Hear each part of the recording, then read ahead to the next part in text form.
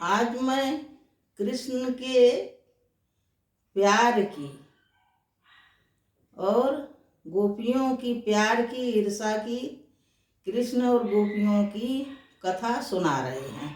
मेरे प्रिय दर्शकों, आप लोगों को पसंद आए तो हमारे सास बहू चैनल को लाइक कीजिए, सब्सक्राइब कीजिए और शेयर कीजिए। तो आज मैं कृष्ण की यह कथा सुनाते हैं। उन्हें बंसी क्यों इतनी प्रिय है। बांस की बंसी, हरे बांस की बंसी उनके हाथ से नहीं छूटती, हाथ में, कछनी में और कभी उनके अधरों पर हमेशा सजी रहती वह बंसी। तो इसका क्या कारण है, इसका रहस्य जानने के लिए आप मेरी कथा सुनिए। यह बहुत मनोहारी कथा है, बहुत सुंदर कथा है, बहुत अच्छे तरीके से इसका वर्णन है। इसका रहस्य जब पूरी कथा सुनोगे तभी समझोगे, तभी जान पाओगे। तो चलिए हमारे साथ यह कथा सुनिए। बहुत छोटे रूप में ही इसका वर्णन मैं कर रही हूँ, बहुत बड़ी कथा नहीं सुना रही हूँ, बहुत छोटा सा आप लोगों को बता रहे। तो बांस की बंसी, हरे बांस की बंसी कृष्ण भगवान को क्यों इतनी प्रिय है। वो अपने से वह बंसी अलग नहीं करते हैं। बंसी ने क्या पुण्य किया था। मनुष्य तो पूजा करते हैं, पाठ करते हैं, भगवान से प्रेम करते हैं। और बांस कौन पूजा पाठ करता है, कौन प्रेम करता है। लोग कहते हैं है फिटे बांस ऐसे क्या बोल रहा है। तो फटे बांस की बंसी भगवान को इतनी क्यों प्रिय है, और इसी का वर्णन मैं आप लोगों को सुना रहे हैं कि क्यों प्रिय है। तब गोपियां भगवान का बड़ी सेवा प्रेम करती हैं, वो बड़ी चिंता में रहती हैं कि हाय मैं इतनी सेवा करते, इनके हाँ में हाँ मिलाते, इनके पीछे पीछे फिरते रहते हैं, मैं इनके लिए मरती रहती हूँ, अपना दूध दही माखन सब खिला देती हूँ, मटकी फुड़वा दी, यहाँ तक मेरा चीर हरण कर लिए, और तब भी मैं इनसे ईर्षा नहीं कर पाती। पर हमसे उतना प्रेम नहीं करते हैं। मैं क्या करूं कि बंसी की तरह मुझसे भी प्रेम करें। फटे बांस की बांसुरी पर इनका इतना प्रेम क्यों है, इनके अधरों से वह बंसी क्यों नहीं हटती। यह मेरी सौतन हो गई है। ये बैरन जब इनके अधरों से हटे, इनके हाथ से छूटे, तब तो भगवान मेरे विषय में कुछ चिंतन करें, मुझसे प्यार करें। इस बंसी से इन्हें फुर्सत ही नहीं मिलती है, तो हमारे तरफ इनका ध्यान ही नहीं जाता है। मैं तो बहुत दुखी हूँ। ये सौत की तरह मुझे बहुत सता रही है, बहुत दुख दे रही है। लगता है कि इसे मड़ोर के अब इनके ओठों से, हाथों से कहीं दूर फेंक दें, ताकि दूर दूर से बंसी से इनका नाता न रह जाए। तो सभी गोपियां सलाह बनाती हैं और राधा के पास जाती हैं। राधा से सलाह करती हैं कि राधा बहन, यह बांस की बंसी, फटे बांस की बांसुरी मेरी सौत बन गई है, मुझे बहुत सताती है। इस विरह में मैं रात दिन तपती रहती हूँ। मुझसे मेरे हरि प्रेम ही नहीं कर पाते हैं। मेरे हिस्से का सारा प्रेम इस बंसी पर उड़ेल देते हैं। इसी के धुन में रात दिन मस्त रहते हैं। गैया चरावें तो बंसी, कदम पे बैठे तो बंसी, सोते जागते इनके हाथ से, इनके अधरों से यह बंसी हटती नहीं है।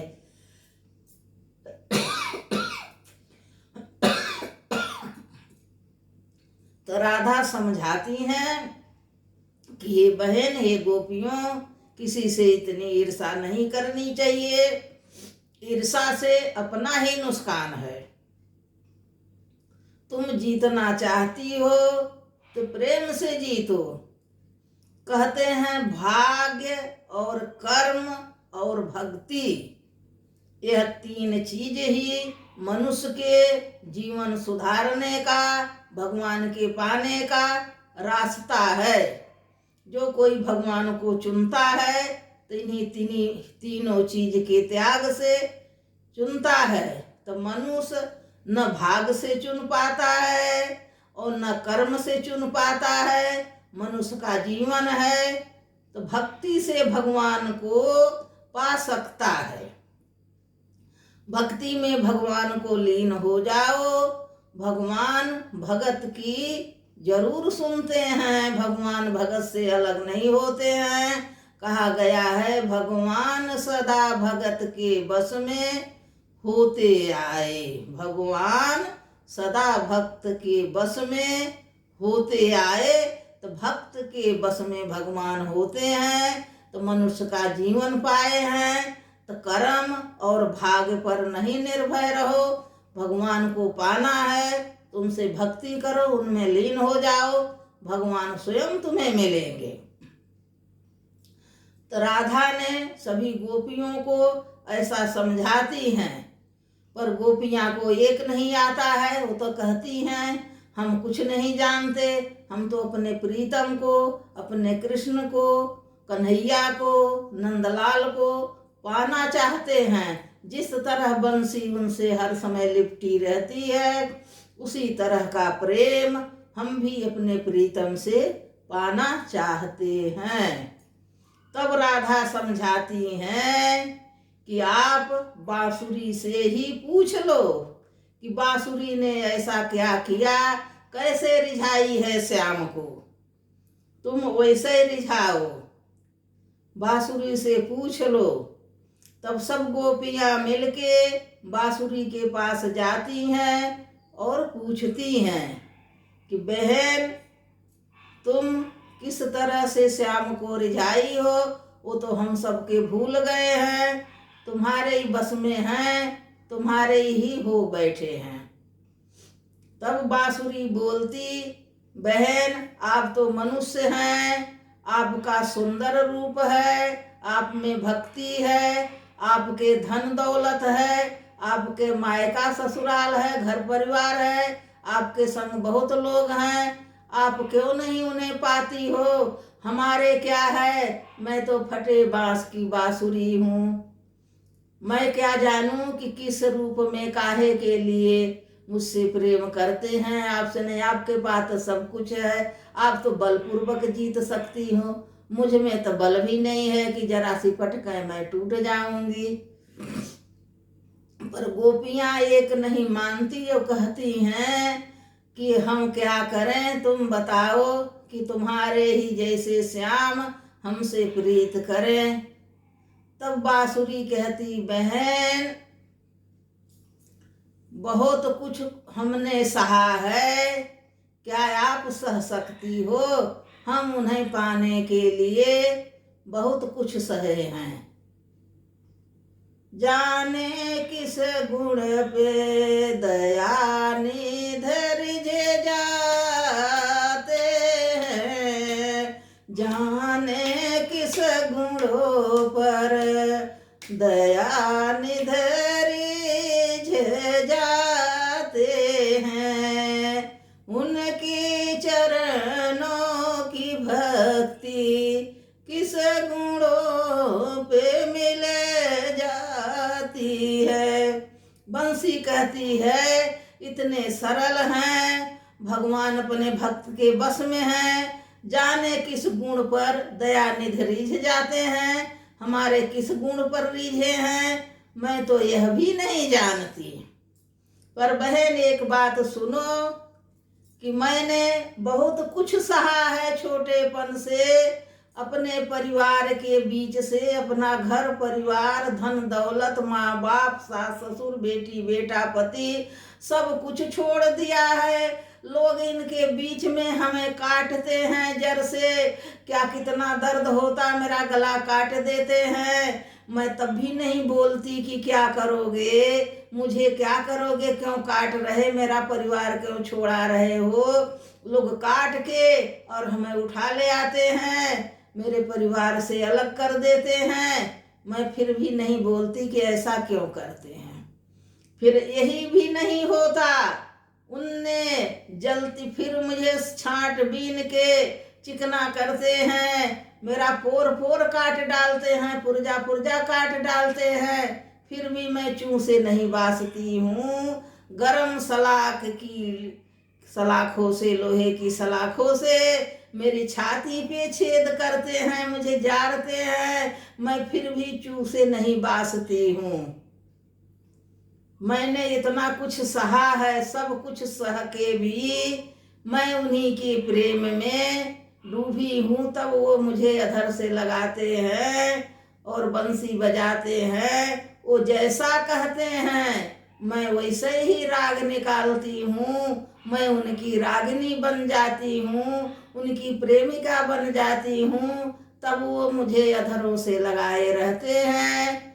जहाँ ले चलोगे वहीं नाथ चलूंगी, जहाँ ले चलोगे वहीं नाथ चलूंगी, जहाँ रख दोगे, जहाँ रख दोगे वहीं मैं रहूंगी, जहाँ रख दोगे वहीं मैं रहूंगी, जहाँ नाथ ले चलो वहीं मैं चलूंगी, जहाँ नाथ ले चलो वहीं मैं चलूंगी।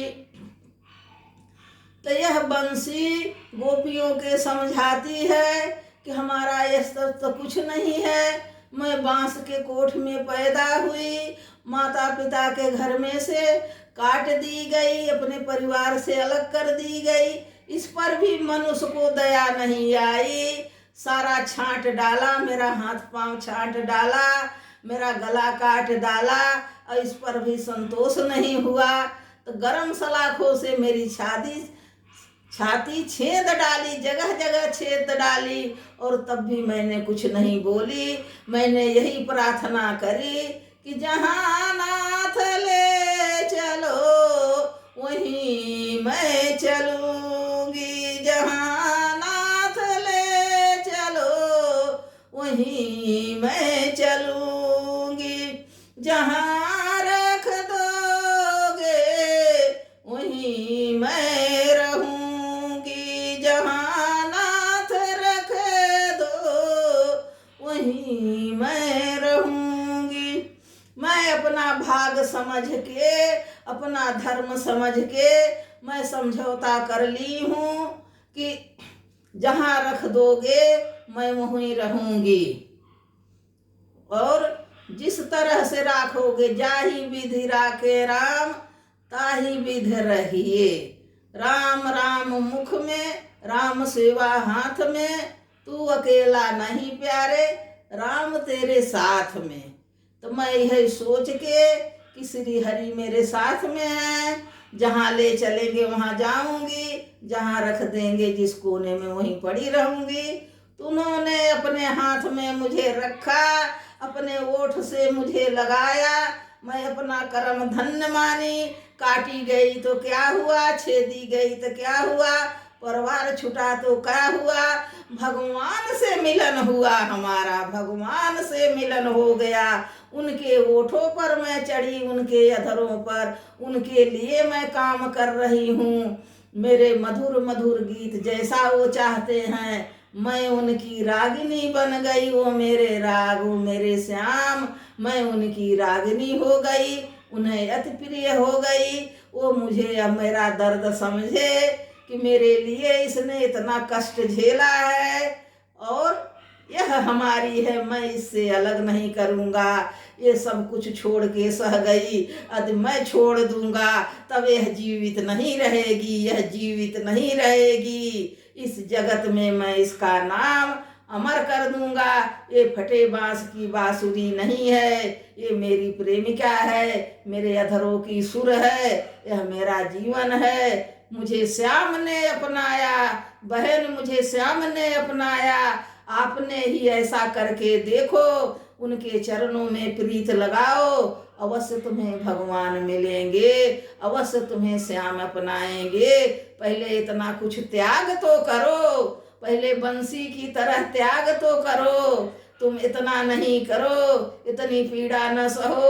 एक पीड़ा सह के अपना घर बार भी छोड़ के उनके चरणों में मस्तक झुका लो, उनकी प्रेमिका बन जाओगी, उनके हृदय से लग जाओगी। श्याम ऐसे हैं कि अपने भक्तों की ही सुनते हैं, वो किसी में भेदभाव नहीं करते, वो धनीमान गरीब नहीं सुनते, वो अपने भक्त की ही सुनते, जानते हैं भक्त जैसा है और उनकी मदद करने के पहुंच जाते हैं श्याम। भक्त सच्चे मन से पुकारता है तो उसकी जरूर सुनते हैं। फिर गोपियों के समझ में आ जाता है, बंसी से दोस्ती कर लेती हैं। वो समझ जाती हैं कि हम लोग इसके चरणों की धूल भी नहीं है, हमने इतना कुछ भी नहीं त्यागा है, अपने पति पुत्र धन दौलत सबके साथ हैं, फिर भी दुख मनाते हैं। इसने तो अपना सब कुछ छोड़ के भी और इतने इनमें प्रसन्न रहती है, कैसा सुंदर राग निकालती है। हम लोगों को तो दुख पड़ता तो आंसुओं के धारे में बह जाते, अपने दुख में ही बह जाते और भगवान के भूल जाते, भगवान याद न रहते। लेकिन इसने इतना कष्ट सह के भगवान की प्रीत में, उनके चरणों में उनके मस्तक झुका लिया है तो उनको अधरों से लिपट गई है। इसी के साथ बोलो कृष्ण कन्हैया की जय।